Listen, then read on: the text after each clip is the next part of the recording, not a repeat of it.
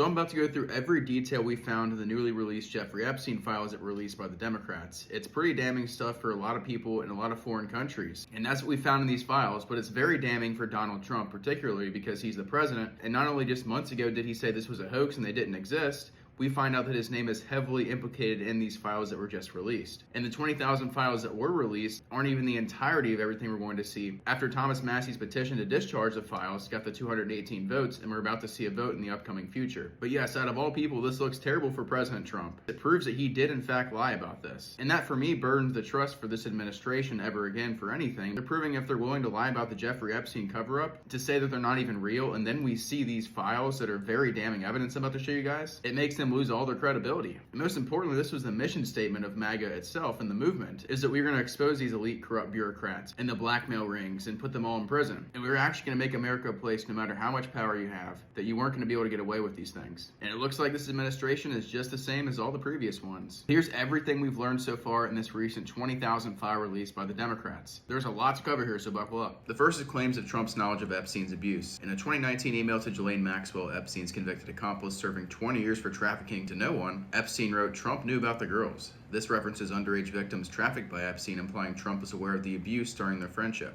The email ties us to Mar-a-Lago, where Maxwell recruited the staff, including Virginia Giuffre at age 16, which Trump actually admitted. A separate 2011 email from Epstein to Maxwell called Trump the dog that hasn't barked, adding, "Trump spent hours at my house with Virginia." This suggests extended private time between Trump and Giuffre at Epstein's New York mansion post-Epstein's 2008 plea deal for soliciting prostitution for a minor, which, funny enough, Alex Acosta, the labor secretary later appointed in 2017 under Trump's first term, was the guy that gave Epstein the sweetheart deal. Epstein implied Trump stayed silent about the abuse despite knowing details, possibly to protect himself. Now, this contradicts Trump's public statements in 2019 where he said, "I was not a fan of his, that I can tell you," because the original narrative is that Trump in 2004 cut ties with Epstein because he was being a creep in his club, but it was actually because he was going to his Mar-a-Lago spa and taking employees, Virginia Giuffre being one of them, as we just talked about. Epstein has a certain reputation, obviously. Just curious, were some of the workers that were taken from you, were some of them young women? Some of them young women?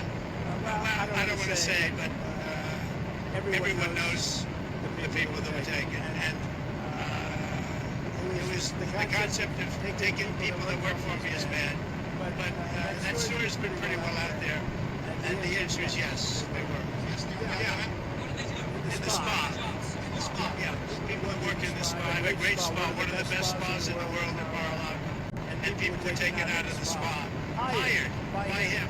In other words, God. And other people would come and complain, this guy is taking people from the spa. I didn't know that. And then when I heard about it, I told them, I said, listen, we don't want you taking our people, whether it was spa or not spa. I don't want to take your people.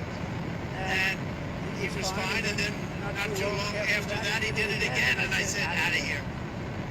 Did one of those stolen, persons that include Virginia Giuffre? I don't know. I think she worked at the spa. I think so. I think that was one of the people. He stole her. And now we're finding out that the relationship even went into the early 2000s and possibly into his first presidency. Then you have Epstein's monitoring of Trump's travel and activities. Emails from Epstein's pilot Larry Visosky show Epstein tracking Trump's flights for logistical reasons. For example, on November 25th, 2016, post-election, Visosky wrote, "Trump is still scheduled to depart Sunday between 4 and 6 p.m.